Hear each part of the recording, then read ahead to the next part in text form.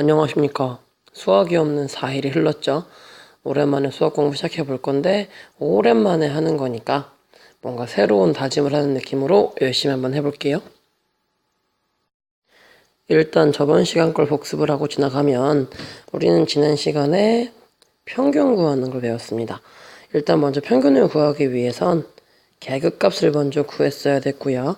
그래서 계급값을 가진 학생이 몇 명 있다는 도수랑 곱해서 총합을 구하게 되는 거죠. 순서가 바뀌었네요. 이렇게 되는 건데 어차피 결국은 계급값에다 도수를 곱해서 그것들을 합해 주는 거죠. 그 다음 마지막에 뭐만 하면 돼요. 여러분 평균을 구할 때 10과목이면 나누기 10을 하는 것처럼 방금 더한 아이들 도수의 총합으로 나누어주면 뭐가 나온다는 거예요? 평균이 나온다는 겁니다. 자, 그럼 오늘 걸로 들어가 봅시다. 여기서 간단한 설문조사를 한번 해볼게요. 잠깐만 생각해 보세요. 우리는 만화책하고 교과서 중에 어떤 걸 좋아할까? 자, 이제 물어볼까요? 일단 만화책 좋아하는 사람 손 들어볼까요? 하나, 둘, 셋, 넷, 다, 여, 일곱. 오, 다 들었네. 다 만화책을 좋아하네요. 교과서를 좋아하는 사람은 한 명도 없다란 얘기네요. 자, 이 얘기를 왜 했냐면 우리는 모두 그냥 글자가 써 있는 것보단 뭘 더 좋아해요? 그림이 있는 걸 더 좋아하죠. 그래서 오늘 우리는 저번 시간과 다르게 그림을 조금 더 그려볼 겁니다. 자, 여기 볼까요? 정훈이네 학교 야구 동아리에 가입을 하려면 50m 달리기 기록을 측정해야 한대요. 거기서 뭐 달리기를 떠가지고 우리가 저번 시간에 배웠던 도수분포표로 작성을 해 놓은 겁니다. 선생님은 중3 정도에 50m를 달린 적이 있는데 그때는 믿기 어렵겠지만 7.8초 정도 나왔던 것 같아요. 와 하실 수도 있는데 이게 잘못된 것 같아요. 우리 학교는 7.8초면 중간 정도였는데. 자, 아무튼 문제 한번 볼게요. 자, 그래서 우리가 여기 있는 게 표기 때문에 뭔가 공부를 하기가 싫을 수도 있고 눈에 더 확 들어오지 않을 수도 있거든요. 그래서 우리가 이것을 만화책을 만드는 것처럼 그림으로 바꾸어 볼 거예요. 자, 우리가 이거를 그림으로 만들어 볼 건데 우리가 초등학교 때 해봤던 거랑 비슷하게 가로축은 저 계급에 관한 걸로 만들 거예요. 무슨 얘기냐면 이런 식으로 만든다는 얘기예요. 여기 위에 보는 것처럼 우리의 계급이 7 이상, 7.5 미만, 7.5 이상, 8 미만 이런 식으로 쭉쭉쭉쭉 연속적으로 이어져 있죠. 물론 쌤은 여기 지금 조금 환경을 더 쓸까? 여기 환경 더 쓰면 되네요. 이렇게 해서 어디까지 가면 돼요? 10까지 가면 됩니다. 그 다음에 세로축은요. 도수예요. 그러면 뭐 대충 2라고 할까? 4라고 할까? 그러면 네, 저런 식으로 가장 클 때 도수가 14이기 때문에 14까지 그려놔야겠네요. 그 다음 어떻게 그릴 거냐면 여러분들 옛날에 막대 그래프 혹시 기억나요? 막대 그래프랑 좀 유사할 수가 있는데 지금 7에서 7.5, 7 이상 7.5 미만이 몇 명이에요? 그렇지. 보다시피 4명이죠. 그래서 가로는 계급 전체의 크기로 해놓고 도수를 세로로 하는 뭘 그릴 거예요? 직사각형을 그릴 겁니다. 자, 그러면 이런 식으로 어떻게 그리면 될지 화면에다가 대충 손가락으로 이렇게 누르면 되겠다는 식으로 한번 그려볼까요?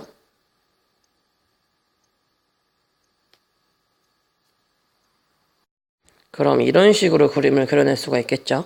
쌤 그림은 좀 이상한데 원래 이 직사각형들의 가로는 다 똑같아야 됩니다. 정확한 그림을 볼까요? 정확한 그림을 그리면 이런 모양이 됩니다. 우리는 이런 그림을 뭐라고 부르냐면요. 여기 써 있죠? 히스토그램이라고 부릅니다. 히스토그램은 여러분들이 영어를 잘하신다면 기억할 역사를 뜻하는 히스토리랑요. 그 다음에 기록을 뜻하는 그램의 합성어라고 합니다. 그러니까 쉽게 말씀드리면 뭐예요? 역사를 기록한다 그런 뜻이 되겠죠. 막대 그래프와의 차이가 있다면 막대 그래프는 계급이라는 게 없기 때문에 어떤 값이 즉 계급이라는 것이 이렇게 연속되지가 않아요. 여기 보고 있어요? 연속되지가 않거든요. 그래서 이렇게 이 직사각형들이 서로 붙어 있지가 않습니다. 근데 이 히스토그램 같은 경우는 도수분포표가 연속되어 있기 때문에 직사각형도 붙어 있다는 얘기예요. 여기까지 이해가 됐어요? 오늘은 이 정도만 그릴 수 있으면 거의 끝낼 겁니다. 다음으로 넘어가 볼까요? 그래서 우리가 다음으로 넘어가 볼 건데 아까 봤던 히스토그램이에요. 잠깐 확대해 볼까요? 자, 이런 히스토그램이 있는데 우리가 좀 전에 히스토그램을 배웠잖아요. 그래서 우리는 지금 도수분포 다각형을 배울 겁니다. 이건 굉장히 쉬워요. 따라해 보시기만 하면 됩니다. 알겠죠? 여기에 지금 몇 개의 직사각형이 있냐면 하나, 둘, 셋, 넷, 다 6개의 직사각형이 있죠. 그건 무슨 뜻이에요? 계급이 6개 있다는 얘기예요. 이 직사각형의 맨 위에 있는 가로에 중간에 점을 찍는 거예요. 중간이에요, 중간. 알겠죠? 그럼 여기도 중간을 찍을 수 있고, 여기도 중간을 찍을 수 있고, 여기도 중간을 찍을 수 있고, 여기도 중간을 찍을 수 있고, 중간을 찍을 수 있겠죠. 그 다음에 양옆에 계급이 없는 빈 곳에도 중간에다가 점을 찍는 겁니다. 됐어요? 그 다음 방금 찍은 점들을, 뭐라고 하는 거야? 방금 찍은 점들을 순서대로 선분으로 이으면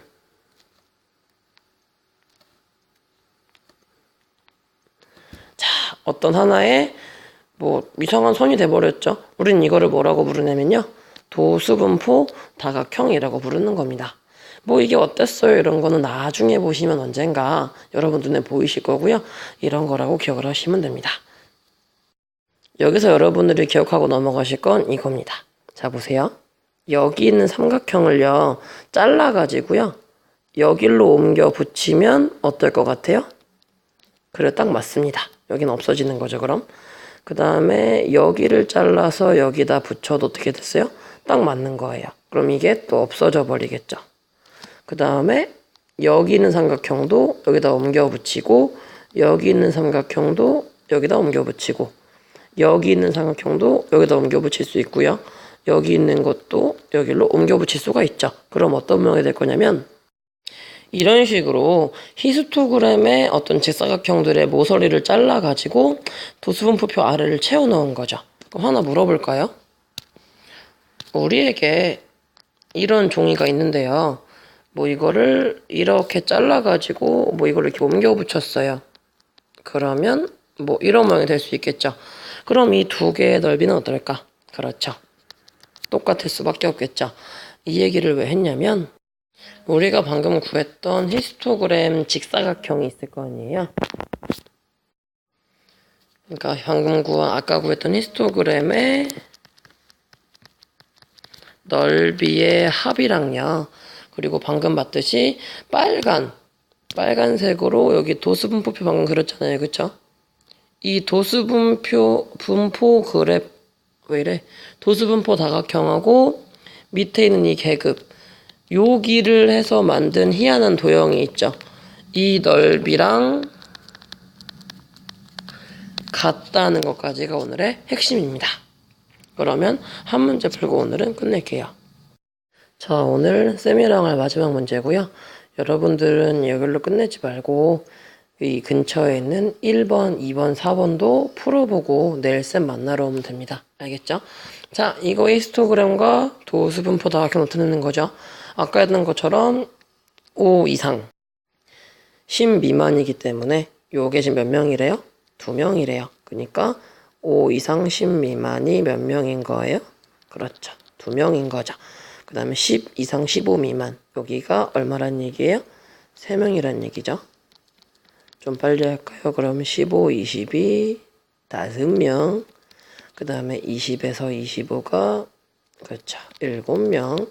25에서 32, 그렇죠. 2명. 30에서 35가 몇 명? 1명. 지금 그린 게 바로 뭐인 거예요? 히스토그램인 겁니다. 그 다음에 아까 했던 것처럼 이 직사각형들의 직사각형의 중점을 이렇게 찍고요. 양옆에 빈 공간의 중간을 찍어서 어떻게 하면 선분으로 쭉쭉쭉 이어버리면 이게 뭐가 되는 거예요? 도수분포 다각형이 됩니다. 할만했어요. 이번 시간은 여기까지만 할게요. 남은 몇 문제? 3문제 몇 번, 1번, 2번, 4번도 꼭 풀어 가지고 오세요.